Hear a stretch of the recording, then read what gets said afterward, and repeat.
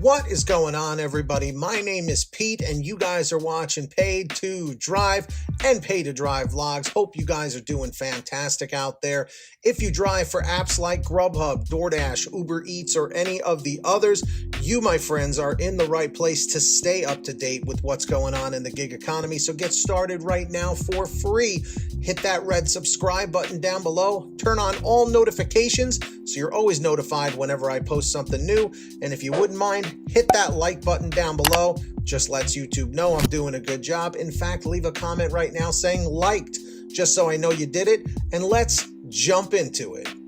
When lockdown restrictions forced the closure of dining rooms around the country, it seemed like a gold rush for big delivery. The collection of app-based delivery services like DoorDash, GrubHub, Seamless, and others that act as third parties to connect hungry users with restaurants.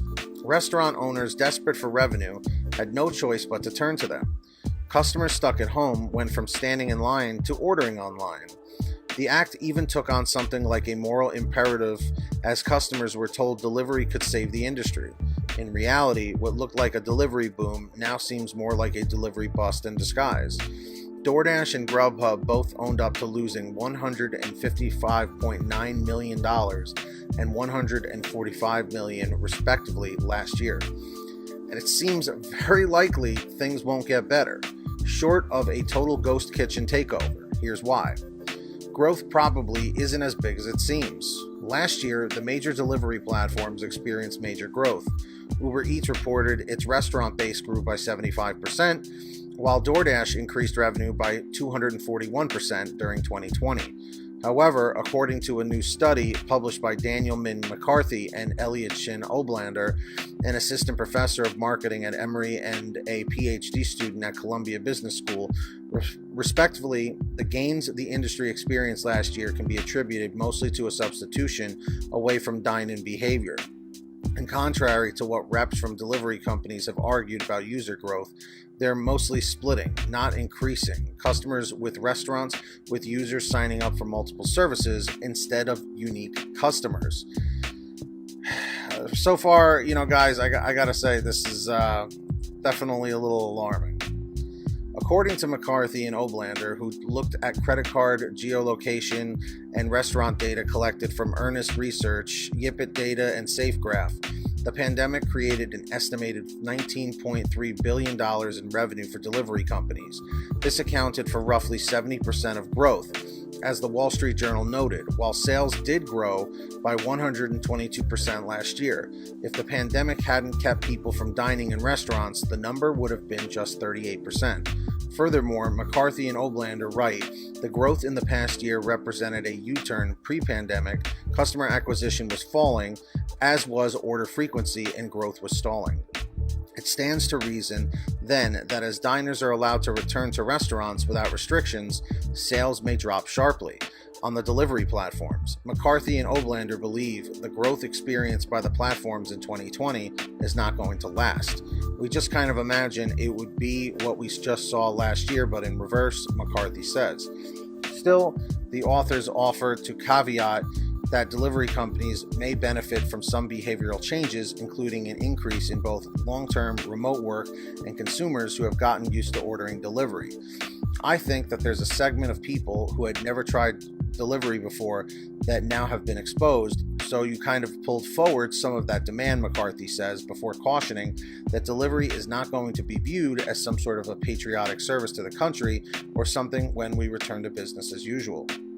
Regulators are eyeing the service's most controversial tactic. For years, restaurant owners have complained about the apps listing their businesses without consent, creating fake websites that appear to be run by the businesses, and other practices critics have called predatory.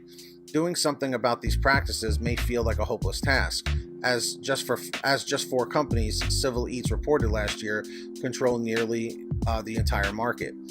There may be some momentum nationwide to tackle these practices, which are now illegal in California as of January and may soon be illegal in Illinois, where State Senator Melinda Bush introduced the Fair Food Delivery Act, which would make these practices illegal and fine the companies over $1,000 per violation per day.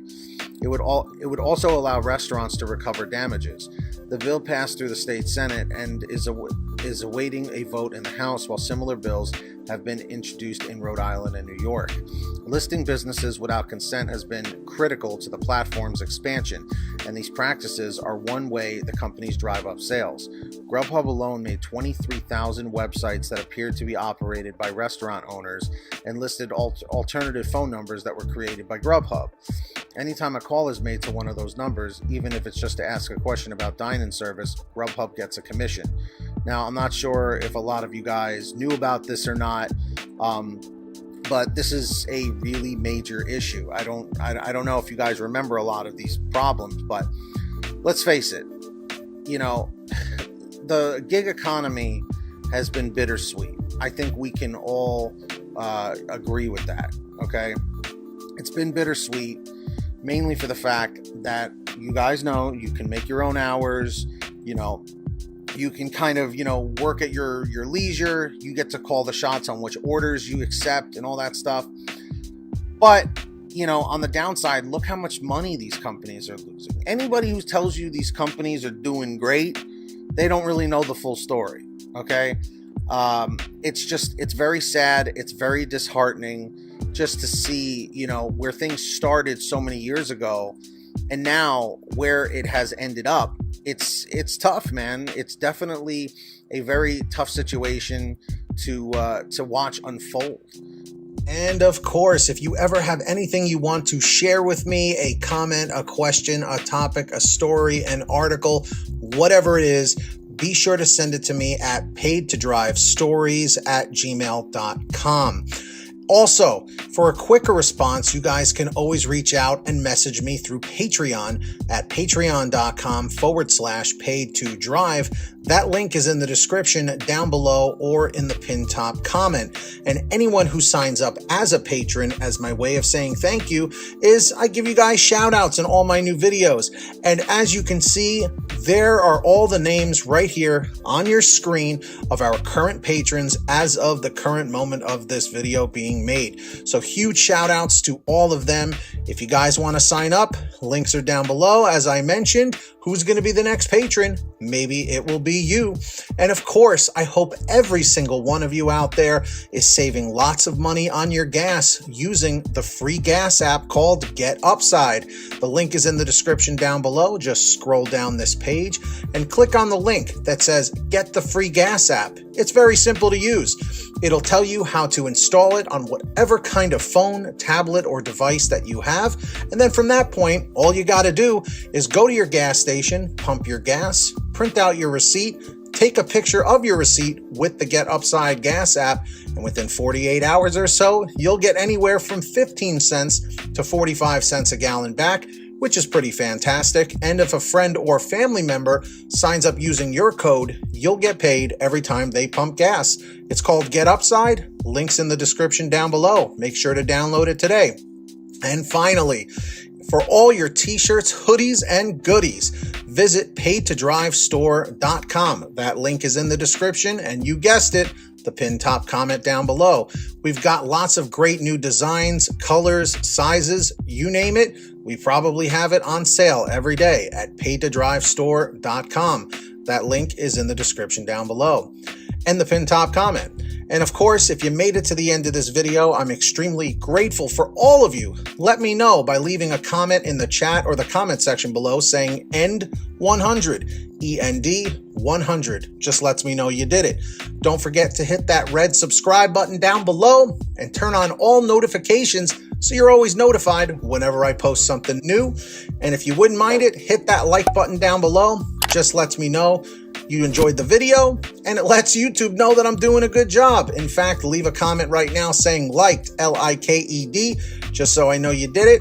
And until next time, get that money, get that honey. Keep hustling and keep bustling, and we'll see you next time right here on Paid to Drive and Paid to Drive Vlogs. And as always, drive safe, be well, and we'll see you on the next one. Peace.